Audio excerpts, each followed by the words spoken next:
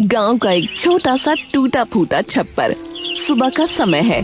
भोला अपनी बूढ़ी माँ के साथ रहता है। वो गांव की गाय भैंस चरा कर अपना गुजारा करता है। माँ, मैं सब गाय भैंसों को लेकर निकल रहा हूँ। घर में खाने के लिए कुछ बचा है क्या? बस थोड़ी सी सूखी रोटियां हैं बेटा। शाम को आते वक्त अगर कुछ मिल जाए तो लेते आना। फिक्र मत करो माँ, मैं दोपहर तक लौट आऊंगा।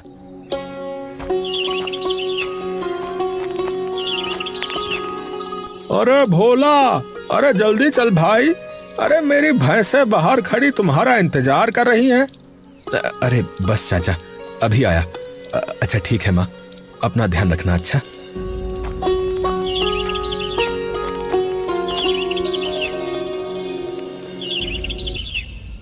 लगातार बीमारी के बाद भोला की माँ का देहांत हो जाता है। अब भोला उस टूटे हुए छप्पर में बिल्कुल अकेला है। सूखे के कारण घास खत्म हो चुकी है, इसलिए उसे मवेशियों को लेकर बहुत दूर तक जाना पड़ता है। माँ, तुमने कहा था शाम को लौट आना। अब तो शाम भी हो गई, पर तुम कहीं नहीं हो। इस सूने घर में अब किसके लिए जल्दी आऊं?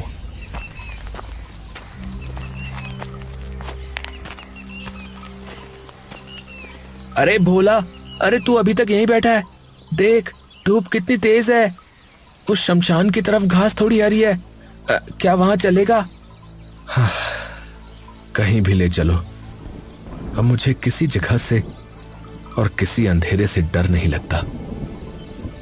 जिसके पास खोने को कुछ ना हो, उसे डर कैसा?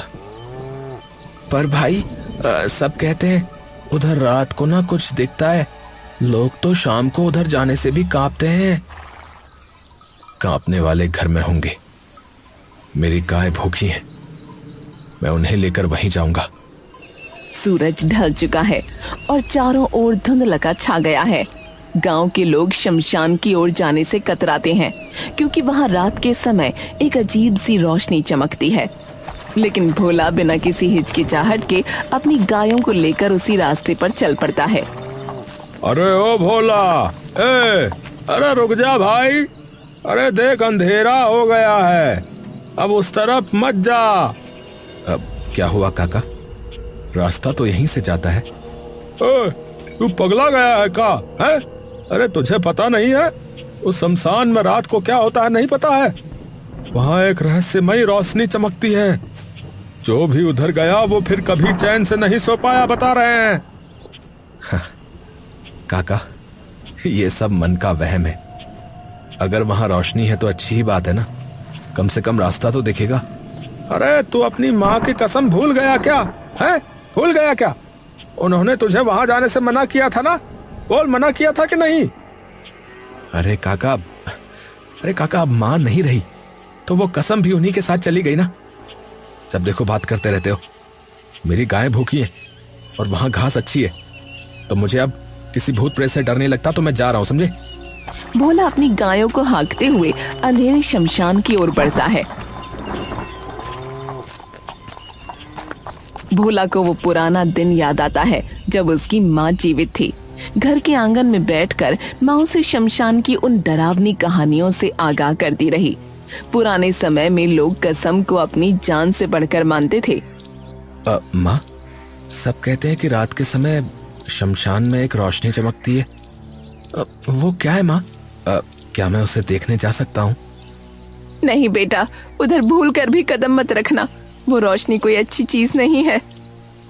पर माँ, सब सिर्फ डराते हैं। असलियत क्या है कोई नहीं बताता। तुझे मेरी कसम है भोला, तू कभी उस शमशान की तरफ आंख उठाकर भी न देखेगा। वादा कर मुझसे कि तू कभी अपनी माँ की कसम नहीं तोड़ेगा। अच्छा ठीक है माँ, आप इतना डर रही हो तो मैं वादा करता हूँ, मैं कभी उधर नहीं जाऊंगा। रात के सन्नाटे में भोला शौच के लिए घर से बाहर निकलता है। तभी उसकी नजर शमशान की रोशनी पर पड़ती है। अब माँ के न रहने पर वो कसम तोड़कर शमशान की ओर बढ़ जाता है। पास पहुँचने पर उसे दिखता है कि वो रोशनी कोई साया नहीं, बल्कि एक स्त्री के पास जलता हुआ चूल्हा है। भोला एक झाड़ी के पीछे छिपकर कांपती आवाज में खुद से बात करता है। आज देख लूं कि वहां क्या है। भोला करीब जाता है और चूल्हे की आग देखता है। उसका दिल जोर जोर से धड़कने लगता है। अरे चूल्हा, इस वीराने में चूल्हा कौन जलाएगा? गांव वाले ठीक ही कहते थे, जरूर ये कोई भूतनी है जो यहाँ अपना शिकार पका रही है। क्या करूं? अब पीछे मुड़ जाऊं क्या? नहीं नहीं, अब पैर आगे बढ़ चुके हैं, जो होगा देखा जाएगा। जय बजरंग बली।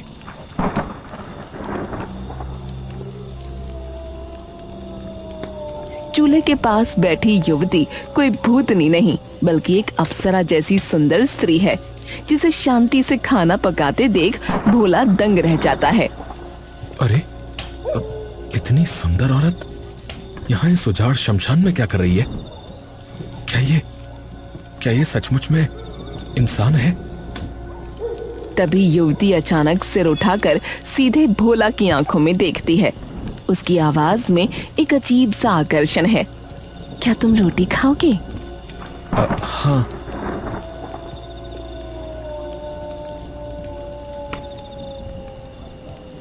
भोला पहला निवाला मुंह में रखता है और उसकी आंखें फैल जाती हैं। इतना स्वादिष्ट भोजन। माँ के जाने के बाद तो बस सूखी रोटियां ही नसीब हुई थी।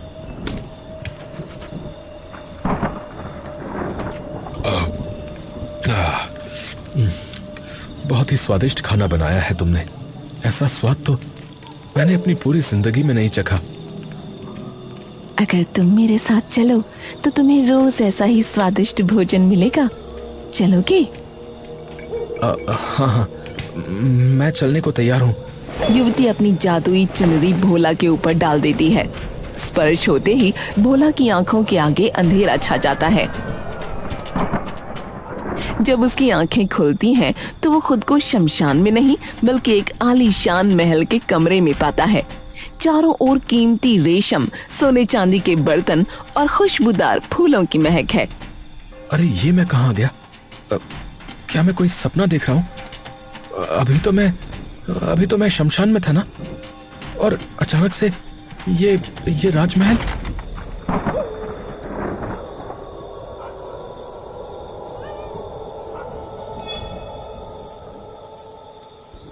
उठो, अब तुम्हारे स्नान का समय हो गया। हमारे पीछे आओ। भोला कुछ बोलने के लिए मुंह खोलता है, पर युवती होठों पर उंगली रखकर उसे चुप रहने का इशारा करती है। अरे ये सब क्या हो रहा है? ये लड़की कौन है और मुझे यहाँ क्यों लाई है?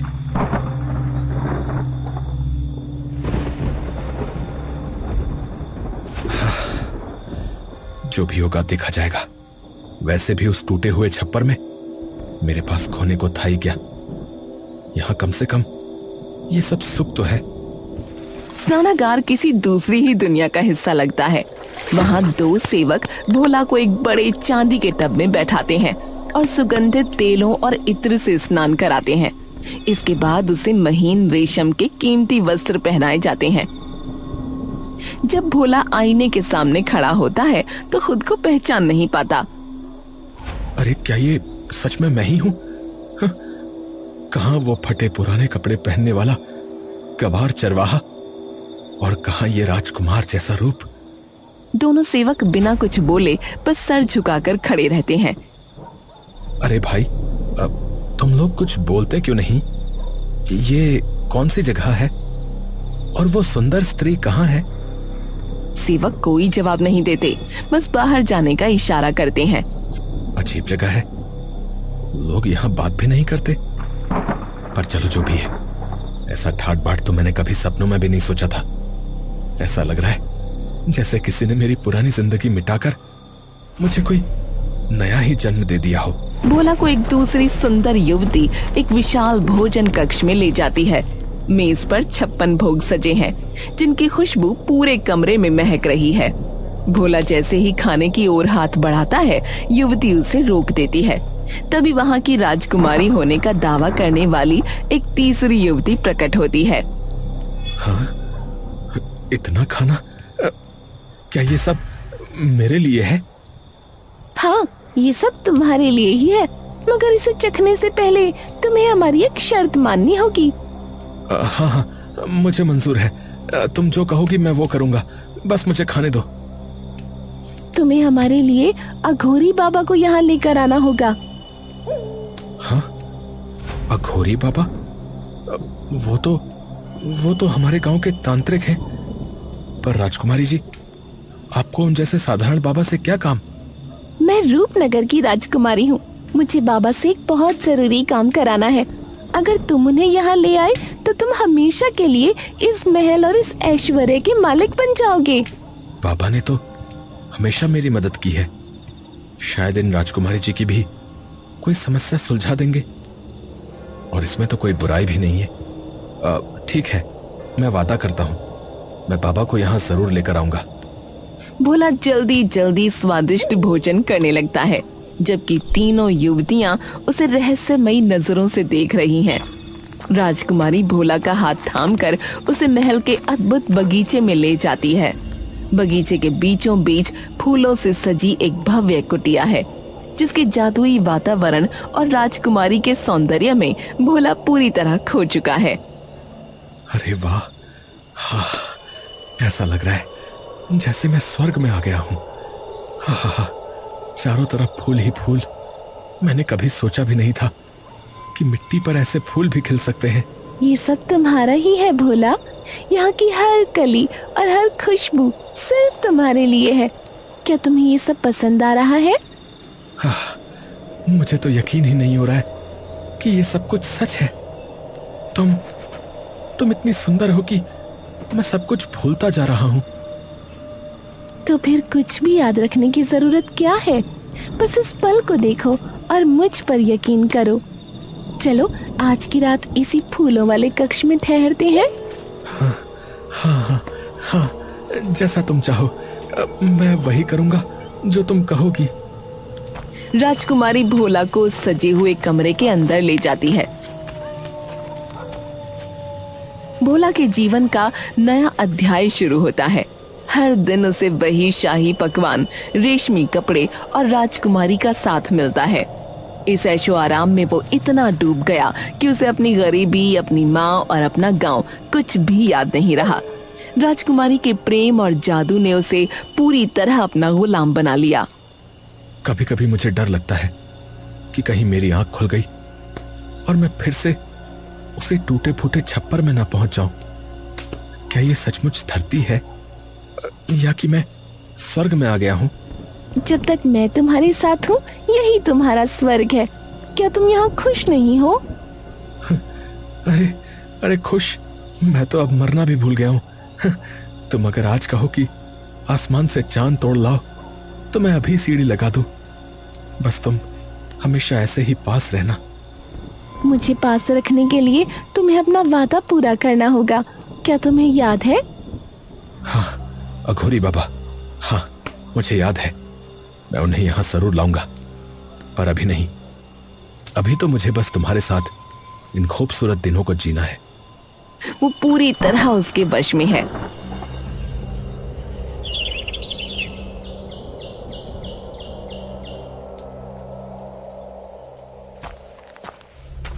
राजकुमारी भोला को महल के एक छिपे हुए गुप्त दरवाजे के पास ले जाती है। महल की चकाचौंध के बीच ये दरवाजा काफी रहस्यमय लग रहा था। भोला, अब वक्त आ गया है, तुम्हें वापस अपने गांव जाना होगा। हाँ, गांव? पर क्यों? क्या मुझसे कोई भूल हो गई? मैं आपको छोड़कर कहीं नहीं जाना चाहता। डरो मत, ये बिछड़ना थोड़े समय के लिए है। जाओ और अघोरी बाबा को लेकर आओ। याद रखना, जैसे ही तुम बाबा के साथ गांव की सीमा से बाहर निकलोगे, तुम्हें जोर से 3 बार ताली बजानी होगी। 3 ताली? हाँ, तुम्हारी तालियों की आवाज सुनते ही मैं तुरंत वहाँ पहुँच जाऊंगी और तुम्हें वापस इस महल में ले आऊंगी। क्या तुम ये कर पाओगे? हाँ, मैं बाबा को लेकर जरूर आऊंगा। आपके बिना अब मेरा मन कहीं नहीं लगेगा। राजकुमारी मुस्कुराती है और अपनी वही जादुई चुनरी अचानक भोला के ऊपर डाल देती है। चुनरी के स्पर्श होते ही भोला की आंखें भारी होने लगती हैं और वो बेहोश होकर नीचे गिर पड़ता है। भोला की आंखें खुलती हैं तो वो खुद को गांव की नदी के किनारे एक पुराने बरगद के पेड़ के नीचे पाता है। राजसी सुख गायब है और वो फिर से उन्हीं फटे पुराने कपड़ों में है। हाँ, फिर वही फटे हुए कपड़े, वो महल, वो बिस्तर। हाँ, क्या सब सपना था? नहीं, राजकुमारी ने कहा था कि ये सब सच है। मुझे बस जल्दी से बाबा को ढूंढना होगा।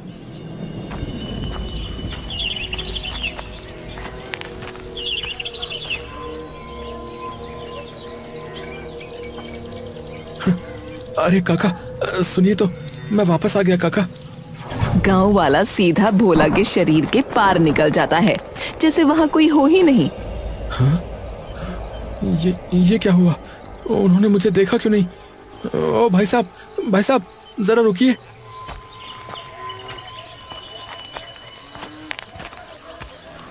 भोला एक और व्यक्ति के सामने खड़ा होता है, पर वो व्यक्ति भोला को छुए बिना उसके आर पार निकल जाता है। हाँ? कोई मुझे देख नहीं पा रहा। हाँ? कोई मेरी आवाज नहीं सुन रहा। मैं तो हवा की तरह हो गया हूँ। ये जरूर उस जादुई चुनरी का असर है। जो भी हो, ये अच्छा ही है। अब मैं बिना किसी रोक टोक के अघोरी बाबा के पास पहुंच सकता हूँ। आखिरकार वो अघोरी बाबा की कुटिया की ओर चल पड़ा। अघोरी बाबा की पत्नी, एक सुंदर और गंभीर महिला ने दरवाजा खोला। उसने भोला को देखते ही पहचान लिया और बोली, अरे भोला, तुम इतने दिनों से कहाँ गायब थे बेटा? पूरा गांव तुम्हें ढूंढ रहा था। शुक्र है, कम से कम इन्होंने तो मुझे देखा, वरना मुझे लगा था कि मैं हमेशा के लिए अदृश्य हो गया हूँ। प्रणाम चाची, बस कुछ काम से बाहर गया था। बाबा कहाँ हैं? मुझे उनसे कुछ जरूरी काम है, बहुत जरूरी। बाबा तो सुबह किसी यजमान के घर पूजा के लिए गए हैं, शाम तक लौटेंगे। तुम अंदर आकर बैठो, मैं तुम्हारे लिए पानी लाती हूँ। नहीं चाची, मैं बस यहीं बाहर इंतजार कर लेता हूँ। मेरा ना बाबा से मिलना बहुत जरूरी है। भोला कुटिया के बाहर बाबा का इंतजार कर रहा था। शाम को बाबा लौटे तो भोला को देखते ही वो भाप गए कि वो माया जाल में फंसा है। बाबा उसे कुटिया के पीछे ले गए और मंत्रों की शक्ति से एक गुप्त द्वार प्रकट किया, जो अंदर से विशाल खंडहर महल जैसा था। तो जिस दुनिया से लौट कर आया है, उसका साया अभी भी तेरे ऊपर है। चुपचाप मेरे पीछे आ। बाबा, आप मुझे कहाँ ले जा रहे हैं? मुझे तो आपको अपने साथ ले चलना है। चुप कर मूर्ख, पहले अपने जीवन की चिंता कर। हाँ, अंदर इतना बड़ा खंडहर महल। बाबा तो बहुत शक्तिशाली निकले। बाबा एक बड़ा पत्थर हटाते हैं, जिसके नीचे एक अंधेरी सुरंग नजर आती है। जा, भीतर उतर। इसी सुरंग के अंत में तुझे तेरे प्रश्नों का उत्तर मिलेगा। डर मत, मैं तेरे पीछे ही हूं।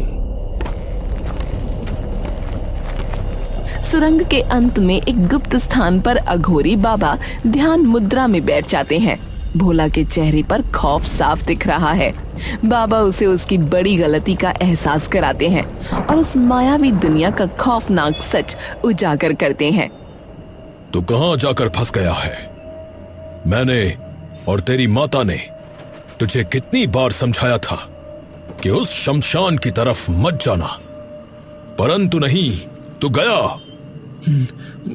बाबा जी, मुझसे बहुत बड़ी भूल हो गई। शमशान की वो रोशनी, वो खाना और वो महल, मैं सच में सबको सच मान बैठा। बाबा जी, गांव में मुझे कोई देख भी नहीं पा रहा है। मुझे इस जाल से बचा लीजिए बाबा जी, अब मुझे डर लगने लगा है। भोला, तूने उसके साथ संबंध बनाकर अपनी मृत्यु को न्योता दिया है। तू अब तक जीवित है, यही चमत्कार है। सुन, जो महिला मेरे साथ रहती है वो मेरी पत्नी नहीं, अपितु एक प्रेतनी है जिसे मैंने वश में कर रखा है। और जो राजकुमारी तुझे वहां खींच ले गई वो इसी की बहन है। वो तुझे मोहरा बनाकर मुझे वहां बुलाना चाहती है ताकि अपनी बहन को मेरे कब्जे से छुड़ा सके। क्या मतलब चाची भी ये एक प्रेतनी है? बाबा जी अब मैं क्या करूं? यदि तू समझदारी दिखाए तो वो प्रेतनी सदैव के लिए तेरी पत्नी बनकर रह सकती है। देख, ये चमकदार चुनरी उसी प्रेतनी की है जो मेरे पास है। जब तक ये मेरे पास है तो वो मेरे वश में है। तुझे भी उस राजकुमारी की चुनरी को अपने कब्जे में लेना होगा। जी बाबा जी, मैं तैयार हूं। पर आप मेरे साथ नहीं चलेंगे क्या? नहीं बच्चा, अगर मैं साथ चला तो उसे शक हो जाएगा। मैं तुझे एक जादुई गोली देता हूं। जैसे ही तू उसकी चुनरी छीनेगा, इस गोली को मुंह में डाल लेना। मैं तुझे खींच लूंगा। याद रख, मेरी विद्या वहां मात्र 3 घंटे तक ही कार्य करेगी। लेकिन बाबा, अगर उसने पूछा कि आप साथ क्यों नहीं आए तो मैं क्या कहूंगा? तू उसे कह देना कि तूने मुझे बांधकर एक गुप्त स्थान पर छिपा दिया है। बस तेरा निशाना उसकी चुनरी होनी चाहिए। इतना कहते ही अघोरी बाबा अचानक भोला के गाल पर एक जोरदार थप्पड़ जड़ते हैं। भोला को जोर का झटका लगता है और वो बेहोश होकर जमीन पर गिर पड़ता है। होश आने पर भोला खुद को फिर से डरावने शमशान में पाता है। बाबा के कहे अनुसार वो 3 बार ताली बजाता है और पलक झपकते ही वापस आलीशान राजमहल पहुंच जाता है। सामने वही प्रेतनी खड़ी है, पर इस बार उसके चेहरे पर प्यार के बजाय गुस्सा और बेचैनी है। कहाँ है अघोरी बाबा? मैंने उन्हें लाने को कहा था। राजकुमारी जी, वो बाबा बहुत जिद्दी हैं। वो यहाँ आने को तैयार ही नहीं थे। तो तुम उन्हें छोड़ आए?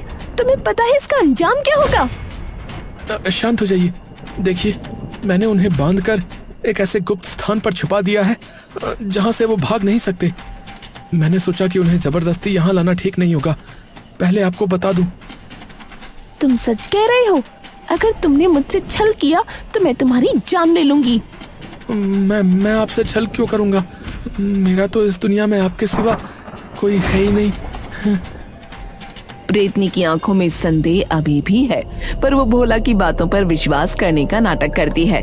भोला को वही 2 सेवक फिर से स्नान कराकर राजकुमारी के कक्ष में ले आते हैं, पर इस बार भोला के मन में प्रेम के बजाय बाबा की चेतावनी और अपना लक्ष्य है। जैसे ही राजकुमारी गहरी नींद में थी, भोला अपने मिशन को अंजाम देता है। आज मेरा जीवन बदल जाएगा। या तो मैं हमेशा के लिए इसका मालिक बन जाऊंगा, या फिर मौत मेरे सामने खड़ी होगी।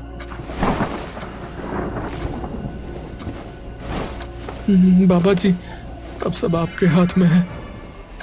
अचानक एक शक्तिशाली खिंचाव महसूस होता है और कमरा धुंधला होने लगता है।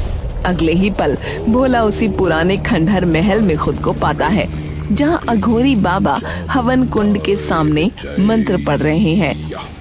अति उत्तम भोला, अति उत्तम। तूने कर दिखाया। जल्दी कर, इस चुनरी को अपनी कमर में लपेट ले। जी बाबा जी। भोला अपनी मर्यादा बचाने के लिए और राजकुमारी को वश में करने के लिए उसी जादुई चुनरी को मजबूती से अपनी कमर में लपेट लेता है। हवन की अग्नि तेज होती जाती है। खंडहर में हवन की अग्नि प्रचंड थी और बाबा के मंत्रों से वातावरण अलौकिक हो गया था। हवन पूर्ण होते ही मायावी प्रभाव समाप्त होने लगा। बाबा ने भोला को घर जाने का आदेश दिया, पर साथ ही एक ऐसी चेतावनी दी जो उसकी पूरी जिंदगी बदल देने वाली थी। भोला, अब तू मुक्त है, परंतु याद रख, ये चुनरी ही तेरी सुरक्षा है और तेरी शक्ति भी। जी जी बाबा जी, मैं इसे कभी अपने से अलग नहीं होने दूंगा। और सावधान भोला, ये चुनरी किसी और के हाथ नहीं लगनी चाहिए। जिस दिन ये तुझसे दूर हुई, उस प्रेतनी का वश फिर से तुझ पर चल जाएगा और वो तुझे जीवित नहीं छोड़ेगी। इसे सदैव अपने पास रखना। ये तेरी परछाई बनकर रहनी चाहिए। आपका आशीर्वाद रहा तो ऐसा ही होगा बाबा जी।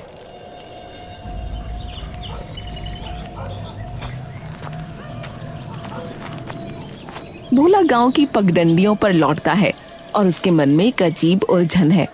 एक अदृश्य यात्रा से लौटा वो साधारण चरवाहा अब अपने जीवन के उस अध्याय में था जहां डर और वैभव के बीच की लकीर बहुत धुंधली थी।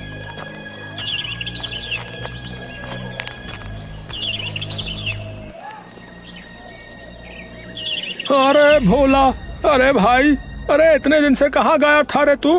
है? अरे भैया, पूरा गांव शोर मचा रहा था कि तू कहीं भाग गया या तुझे किसी जानवर ने उठा लिया। हाँ, कलवा मुझे देख पा रहा है। इसका मतलब मैं अब अदृश्य नहीं हूँ। बाबा का जादू काम कर गया। हाँ। अरे भैया, ये क्या है भाई? और ये औरतों वाली चमकदार चुनरी तूने अपनी कमर में क्यों लपेट रखी है? ए भैया, कोई नया फैशन चला है क्या? अरे नहीं यार, वो कुछ जरूरी काम से दूसरे गांव गया था। वहां एक यजमान ने प्रसन्न होकर ये चुनरी भेंट दी थी। बस ऐसे ही बांध ली। बड़ी अजीब भेंट है। चल खैर, तू वापस आ गया, ये बड़ी बात है। चल तुझे गांव की ताजा खबरें सुनाता हूँ भैया।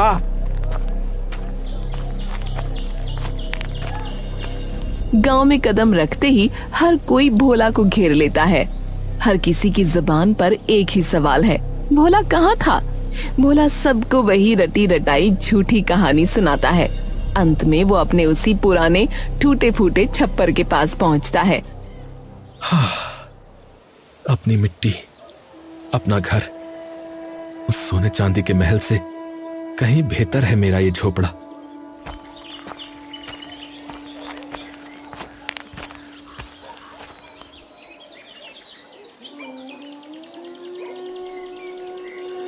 बाबा ने कहा था कि इसे कभी अलग मत करना। अब ये मेरी आत्मा का हिस्सा है। भोला अपनी पुरानी चरमराहट वाली चारपाई पर गिर पड़ता है। जादुई दुनिया की थकान और मानसिक उलझन उसे गहरी नींद की आगोश में ले जाती है। भोला गहरी नींद में था, तभी उसके कानों में चूड़ियों की मधुर खनखनाहट सुनाई दी। यह आवाज उसके टूटे हुए छप्पर में संगीत की तरह गूंज रही थी। भोला की आंखें खुली और उसने जो देखा उस पर उसे विश्वास नहीं हुआ। वो रहस्यमयी राजकुमारी अब एक साधारण गृहिणी की तरह उसके चूल्हे पर रोटियां सेक रही थी। हाँ, तुम यहाँ मेरे इस टूटे हुए घर में? हाँ, मैं ही हूँ। उठ गए तुम? ताजा रोटी तैयार है, अब जल्दी से हाथ मुंह धो लो। बाबा जी ने सच ही कहा था, इस चुनरी के मेरे पास रहते ही ये मेरे वश में हो गई। अब इसे शमशान में चूल्हा जलाने की जरूरत नहीं। अब ये मेरा घर रोशन करेगी। मुझे लगा था कि वो सब एक पूरा सपना था, पर तुम्हें यहाँ देखकर कलेजे को ठंडक मिली है। अब कोई सपना नहीं, अब यही तुम्हारी हकीकत है। जब तक तुम चाहोगे मैं यहीं रहूंगी।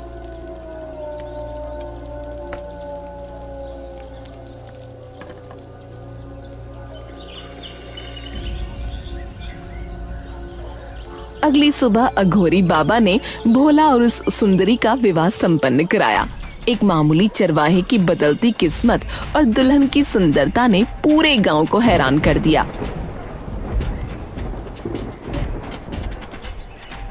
अरे भैया, अरे ये भोला तो बड़ा भाग्यशाली निकला भाई। अरे ऐसी सुंदर बहू तो राजा महाराजाओं के घर में भी नहीं होगी भैया। हाँ, अरे सुना है अघोरी बाबा जी का ही आशीर्वाद है भैया। हाँ, अब भोला भी बाबा जी के साथ तंत्र मंत्र सीख रहा है, सुना है। अब गांव वाले चाहे जो कहें, पर मुझे पता है कि मेरा असली धन तुम हो। और मेरा संसार अब इसी झोपड़ी में है, तुम तक सीमित है। साल बीतते गए।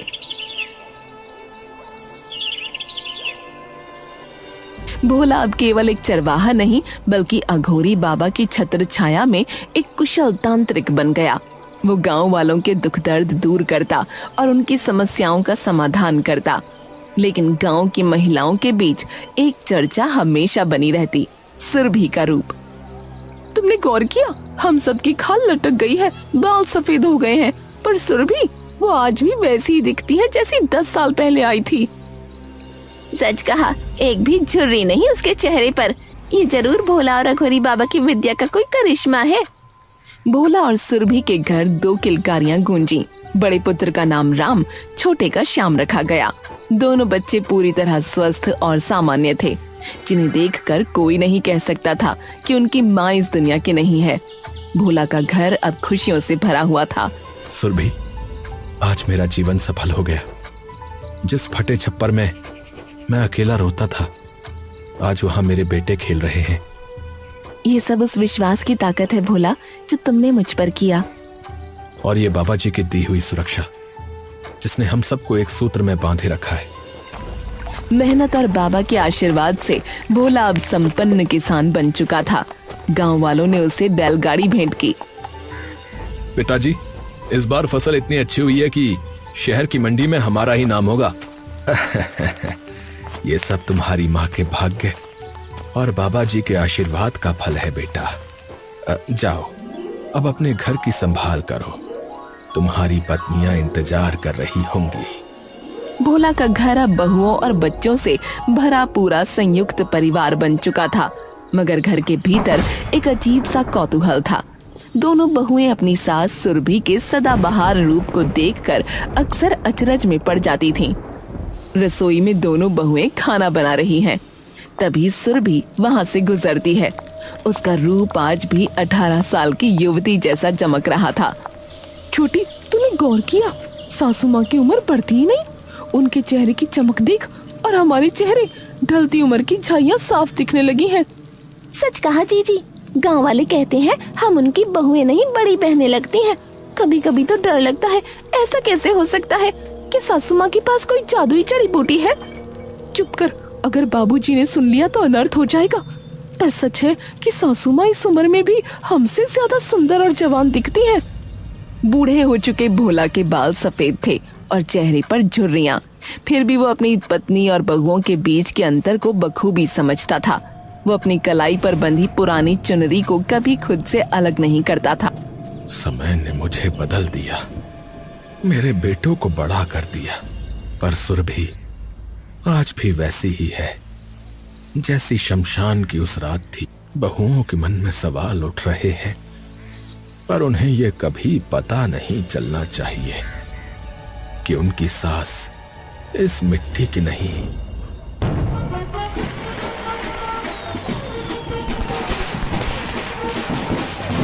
गांव में उत्सव का माहौल है।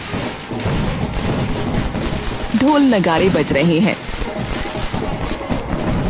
सुरभि के रूप की चर्चा के बीच औरतें उसे नाचने के लिए मजबूर करने लगती हैं।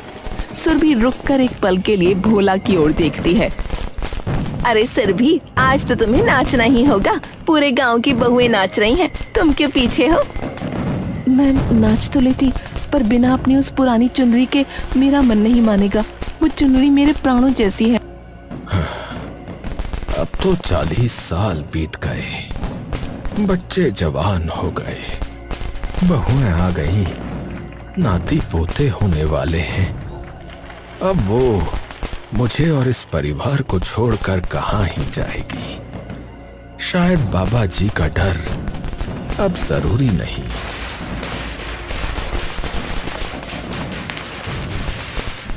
ये लो, आज जी भर कर नाच लो, अब क्या डरना। जैसे ही चुनरी सुरभि के कंधों पर गिरी, उसकी आंखों में एक अजीब सी चमक कौंध गई। वो धीरे धीरे हवा में ऊपर उठने लगी। अब सुरभि, सुरभि रुक जाओ, रुक जाओ, नीचे आओ, मुझे मुझे माफ कर दो। विदा भोला, तुमने वचन तोड़ दिया और मैंने अपनी आजादी पाली। अचानक एक तेज रोशनी होती है और सुरभि सबके सामने धुएं की तरह गायब हो जाती है। पूरे पंडाल में सन्नाटा छा जाता है। अफरा तफरी मच जाती है। लोग डर के मारे इधर उधर भागने लगते हैं। बहुएं रोने लगती हैं और बेटे स्तब्ध खड़े रह जाते हैं। अब सच सबके सामने था। अरे भैया, गजब हो गया भाई। अरे देखा भाई, हमने कहा था ना कि इसकी जवानी का कोई राज जरूर है भैया। ये तांत्रिक भोला जो है भूतनी को पाल रहा था, बताओ।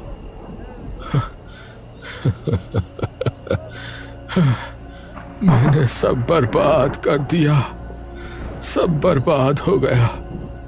अपने सुख के लालच में मैंने उसे कैद रखा और एक पल की मूर्खता ने मेरा पूरा संसार छीन लिया। उस दिन के बाद भोला का घर भूतनी का कुबा कहलाने लगा।